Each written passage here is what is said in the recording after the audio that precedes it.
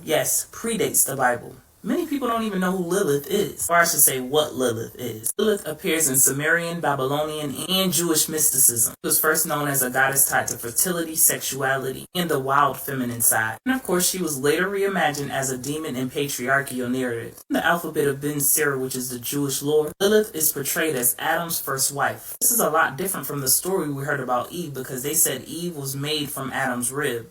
This insinuates that Adam came first. According to the text, this became a problem with Lilith because Lilith was like, nah, we was made at the same time. I'm about to worship and obey him. What do you think this is? Lilith said, you know what? Y'all got it. I'm leaving Eden. With Lilith leading the Garden of Eden, this marked her as a symbol of defiance, autonomy, and divine power. Of course, when she left Eden, they demonized her, made her a symbol of chaos, a seductress, a child snatcher. All of that is distortion. They made all that up just so they could suppress the divine feminine. Lilith represents equality. She just want an equal standing with Adam. Remember, everything is allegorical, so I'm going to get to the allegories in a minute, but I want to just break the story down so it'll make sense to y'all. Lilith was challenging the idea that men was superior to women. It also represents sexual autonomy. She controlled her body. She wasn't letting nobody tell her what to do with it. This threatened the patriarchal narrative because according to them, women's body is solely for male use. I think not. It also represents divine knowledge like the serpent in Eden. She sought higher wisdom and was not comfortable. She wasn't content with blind obedience. It's like everything else, her story was rewritten to instill fear. Now that we have the story out the way, let's look at it allegorically. You know that Adam is A-T-O-M, atom. Of course, Adam represents the masculine principle, foundation of structure, logic, and physical manifestation. Atom, A-T-O-M, is the first building block of creation. But remember, it's incomplete without balance, which is where Lilith comes in. Like I said, Lilith is that raw, wild-ass feminine energy. This is the creative and chaotic force of the cosmos. She is the dark matter energy, that unseen force. And this energy holds the universe together. Departure from Adam symbolizes the imbalance.